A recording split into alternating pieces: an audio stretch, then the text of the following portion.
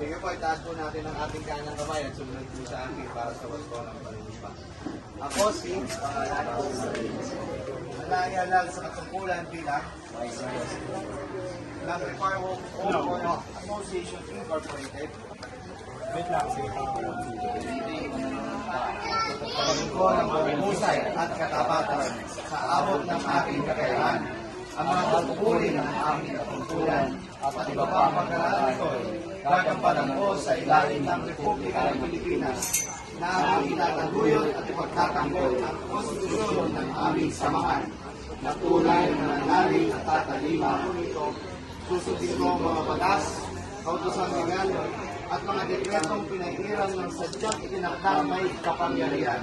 At kusa akong babalikan ng mga pananabutang ito nang walang anumang pasubali o maaaring iniwas. Kasiyahan daw ako nagdakilang lumina. Congratulations po sa inyo. Finally.